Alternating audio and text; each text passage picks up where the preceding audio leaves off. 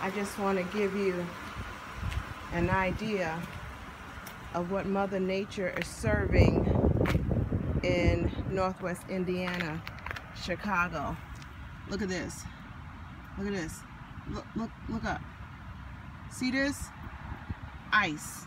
Ice, ice, baby. Nothing but ice. Oh, and I gotta drive in this today. Look at this. Look at this. Pray for me, y'all. Good morning. Thank you so much for stopping by. Woo!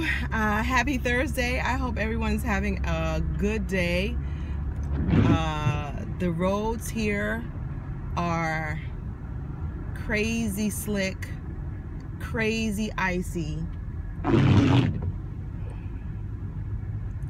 I don't even want to be out here, and I have appointments in the afternoon. So I hope everybody's doing okay. Right now I'm just testing out to see what's going on. But happy Jumpstart January. So first of all, I want to talk about, because I didn't get to talk about it, but I just want to briefly talk about, if you have not seen it, you must go see Hidden Figures. You must see Hidden Figures.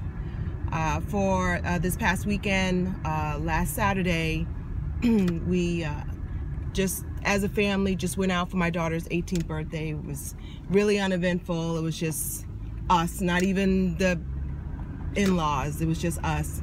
And we all went into Chicago and did one of the great dine-in theaters where you just kind of recline, and we watched Hidden Figures. And all I can tell you is that for me is the movie of the year. And my daughter asked me, you know, if you had to sum it up, what is it do you think this movie is? You know, and sum it up, I was like, American history, Black history, women's history, hidden history. Like, I don't know why at almost 47 years old that I learned of the space program when I was a kid and didn't know the story. I'm not shocked, but you know, as a little girl, Mae Jemison, the Black female astronaut, was one of my sheroes. And as a young girl growing up in a climate where still women were not considered, you know, smart in certain respects, if I had known as a little black girl that these ladies were a huge core component of the space program, I think I might have viewed math and science differently. Now, I will say I don't have the brain. My brain doesn't work that way. I'm far more analytical as far as research, attention to detail, and creative. Focus that way. Numbers and me doesn't mix well. I cried through the first semester of statistics, and I didn't think I was going to make it. So, but still, I definitely would have viewed math and science differently. But the performances were stellar. Everyone. Kevin Costner, I loved his character. His character was amazing. And it just goes to show, you know, in the climate of civil rights, you know, people were fighting the fight where they were at. And you know, I was trying to explain that to my daughter. You know, there was you know, racism, sexism, there was all of this stuff going on, and there were these small triumphs that had to happen. And there was, you know, for the women, it was, if I win, we all win. You know, I win, I get my foot, I'm taking you with me. And it was just such an awesome movie. I am gonna go see it again with my girlfriend Joyce. We're gonna have a little girls' date, and we're gonna go out and see it. And you know, there were so many parts of the movie where I was just so emotional and just overwhelmed with just joy, because those are the kind of movies that my young ladies need to see, that we have so much power that we don't use, and it's not in your body, that you can move mountains with your mind, with your brain, with your intellect. And that, you know, one of the great things that my mother always taught me as a young girl, that she groomed me, I will say she groomed me to be this way, is that when you come into a room, know that you are expected in that room, that you belong in that room, and that if they don't know, that that's their problem. You are in the room because you were supposed to be in the room, and don't let anyone make you feel small. So,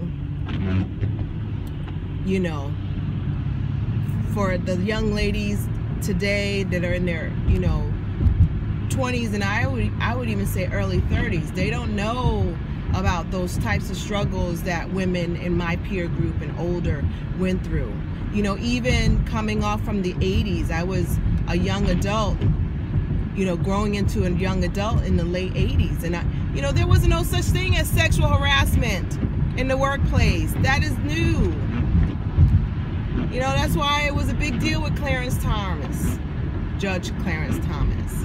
So it's history that went on the screen that should be told in the classrooms.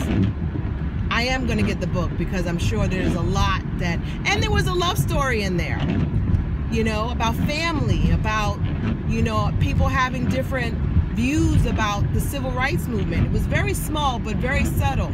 And essentially, you know, even in today, you have to fight the fight where you're at in the position you're in. There are small victories that go on. So I love the movie. I'm going to see it again. I can't wait, and I recommend that you see it as well. So what else to talk about? Oh, I saw Shawn Bradley's video this morning, and he was giving us the conclusion of I'm So Over It. For those of you who may not know, Shawn is a foster parent, and he specifically fosters young black boys, which I think is phenomenal, because in the foster care system, the majority of foster parents are women. I would say 85% of the foster care families are women, and there's a small slice that are men, an extremely small slice that are black men, and then you'll have a lot of it is single women, and then you'll have families, obviously, you know, husband and wives. But you know, I'm sure if you were to go across statewide, it's the same. For those of you who are new to my channel, you can go in the archives, and there is my adoption story. But I'll just quickly, you know, tell you my quick story. I was a ward of the state. I was put into foster care in New York City at the age of 9 months. I stayed in the foster care system until I was adopted by my foster mother at 12. And you know, for me, I know I'm one of the good stories. So I was a foster parent for the state of Indiana, and I adopted my daughter. She came to us just at 6 years old, and stayed with us as a foster child until, you know, all of the red tape happened, and then she's been adopted to us since she was 12. So, you know, I understand the foster care system. It's a lot going on, and you know, even you know, when we talk about, you know, families and neighborhoods and you know, you have to fight the fight. You know, a lot of people don't want to deal with foster kids. Well, you know, a lot of these kids, you know, are good kids.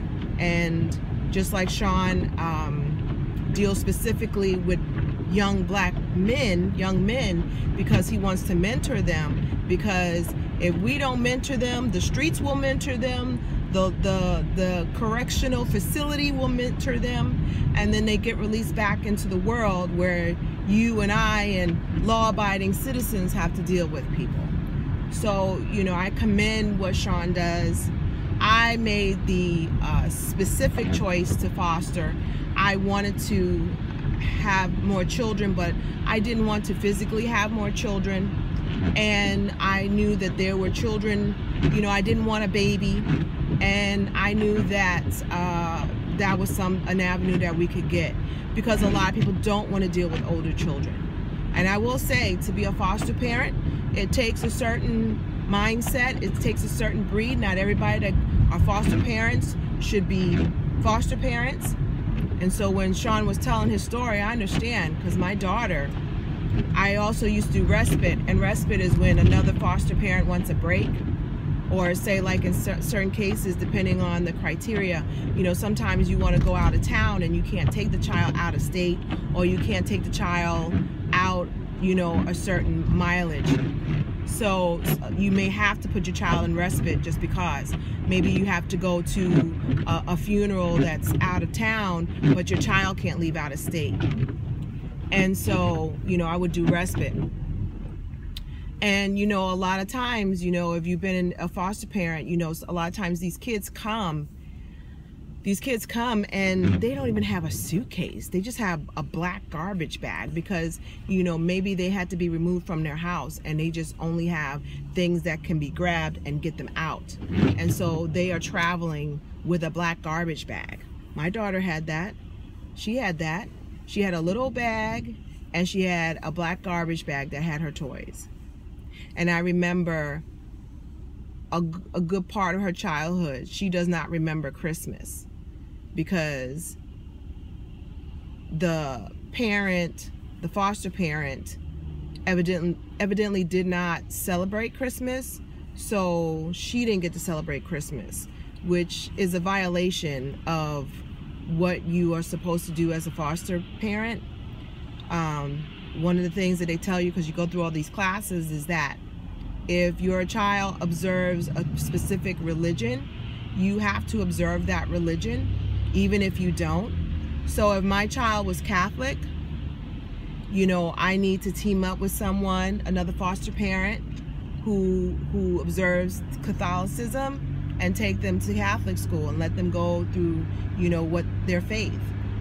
So the fact that you don't observe Christmas because either you don't observe it or you don't want to spend the money on Christmas, and the fact that you want to deny a child of Christmas, you know, horrible. So I understand, Shawn, I understand. So yeah, so it was a great story. I'm really happy for you, Shawn, that if you watch this video, I'm really happy that you got some young men that you can mentor. That's a fantastic thing. So what else do I want to talk about? What else do I want to talk about? What else do I want to talk about? I think that's it for now. If I can think of something while I'm on the road, I'll jump back on camera. But yeah, I hope you guys are having a good day. Where you're at weather-wise, this weather is crazy slick. But all is well. All is well. So yeah, take care of yourself and each other. Talk to you soon for Jumpstart January. All right, let's talk about this foolery with Candy and Kenya. I wanted to briefly talk about it. I know there was something else I wanted to talk about, but it has escaped my mind. So this thing with Candy and her being cheap and allegedly, you know, not taking care of people and their money and all that stuff.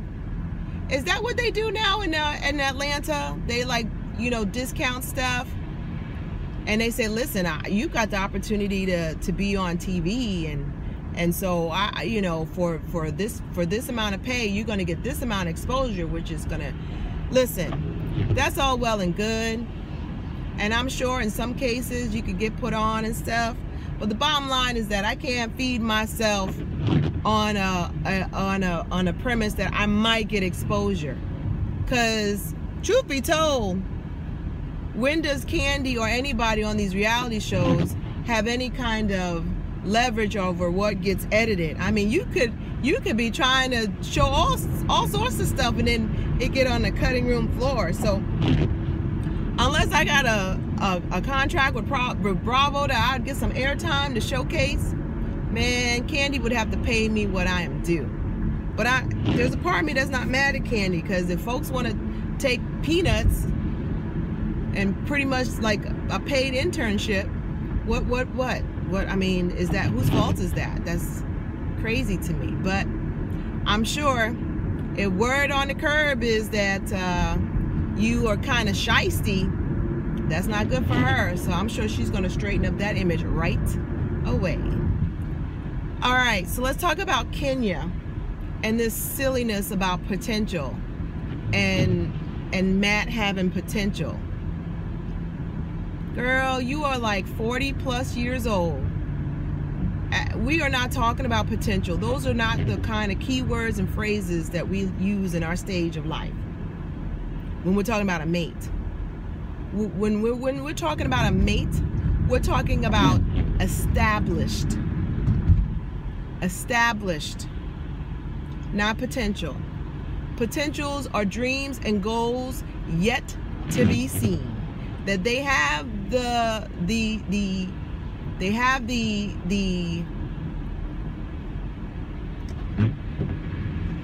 don't even know what the right word is, but just because someone can doesn't mean they will. Just because someone could doesn't mean they do. And it is, you know, dreams without action. And we can't live off of that. Not at 40. Not at 45. No man can tell me about his potential. That's crazy. That is crazy talk to me. I don't even understand that way of thinking.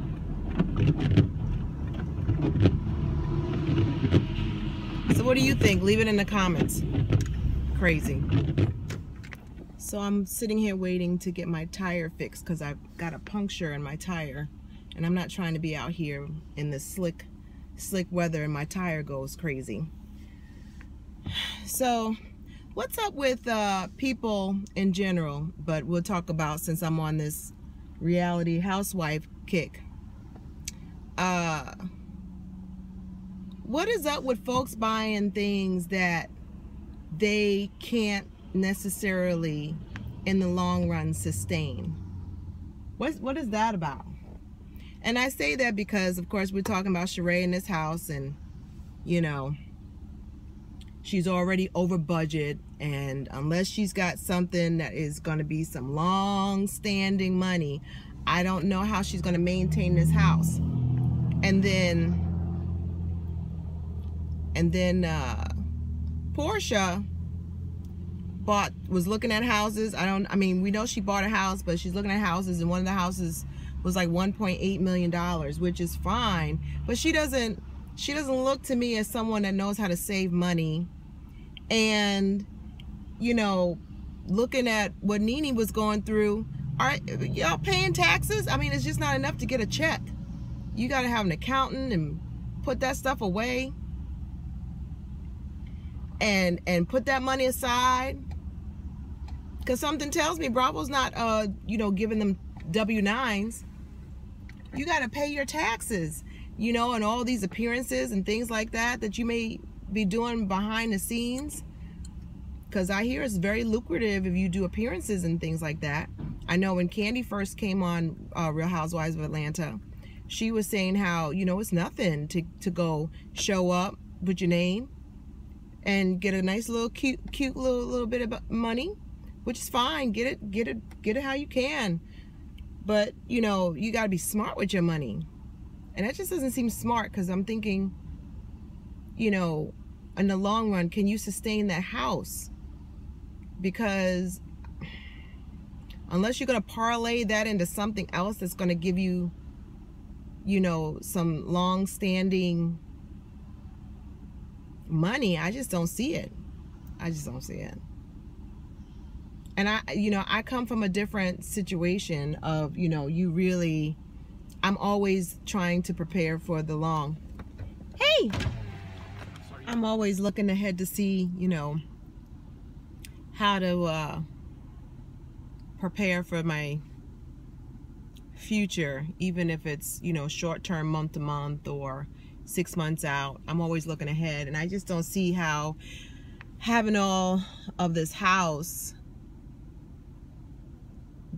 I guess hoping on money not yet developed, I don't know if that's a good thing. I mean, you can only hope that these people who are making all of this cash have good advisors, but you just never know. I mean, Nene owing in taxes and things like that doesn't seem like she had a good team of people to help her manage her money. Because you have to have people, you have to have people to help you manage your money. I mean, unless when you get outside of a certain income and employment, you really need, it's a whole different animal. And I know I said like W-9s, but if you're, I mean, I don't know. I mean, I'm sure they're not taking out state income tax and federal. So let's just say they're going to get a 1099 and not a W-2 because they're not an employee. They're an independent contractor in these reality shows.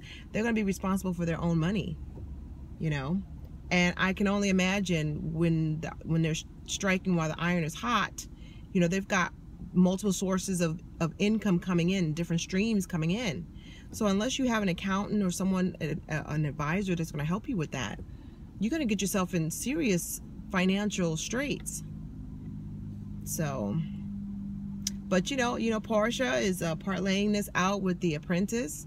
Don't know how long she's on it, but so far so good. And hopefully she's in the behind the scenes doing it. But listen, the thing about Portia is that a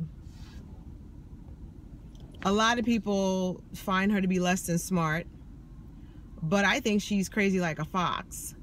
And the Portia that you see on The Apprentice is very, I won't say very different, but the Portia on The Apprentice is not the Portia that you see on The Housewives. And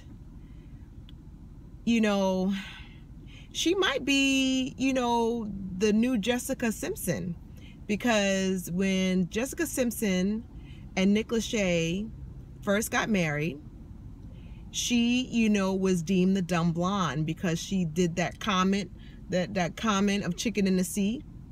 And at the time, Nick Lachey was the star, not Jessica Simpson.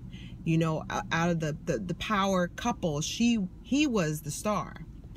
And when they had their reality show, well, fast forward, Nick Lachey who? Jessica Simpson has a nice little empire that she has made of jewelry, of clothing, of shoes. She has made a nice little bit of money on her name being Jessica Simpson. And Nick Lachey is doing what? No one knows. And she is worth much more than Nick Lachey is. And so I think, if Portia is smart, if she's smart like I think she's smart, like I'm hoping she's smart, she could be the next Jessica Simpson. I would not be surprised. Would not be surprised at all. So, I'm subscribed to the Financial Hack on Twitter. She used to be on YouTube, but she does some financial stuff on Periscope, and she's always putting some stuff out there. But she had a 48-hour tip, to kind of marinate on something for 48 hours if it's a want and not a need. I think that's good. so you don't do impulse buying. I think that's a good tip. But yeah, you know, the Atlanta women don't have money like the other housewives. They're just living large. They don't have large money. They're just living large. There's nothing about any of the housewives that says they're living a lavish lifestyle at all. I would say they're perpetrating a fraud. They're not living a lavish lifestyle. If I want to see lavish, I'm checking out Beverly Hills. I'm checking out Beverly Hills. So, you know, Cynthia was probably the most down to earth out of all the housewives. You know, her house was modest, and evidently it paid off because, you know, she was able to upgrade into a bigger house, a lake house, and she didn't do that right away. But then again, Nene didn't do that right away. I think Nene was on the Housewives for at least 4 seasons. No, I don't know. I know she finally was in a different house, but I guess this is the one where everyone talked about, where she actually purchased a home, and I know she was renting in LA. So I don't know. I don't know. Life is too volatile right now. People's livelihoods, and you know, going into the new year with, you know, coming off of an election, we don't know what the economy is going to be like. So I wouldn't be rushing to do a lot of money things without a lot of thought. So I'm done babbling. Take care of yourself and each other. This is the conclusion of my Jumpstart January. So have a wonderful day. I'm going to work. Bye.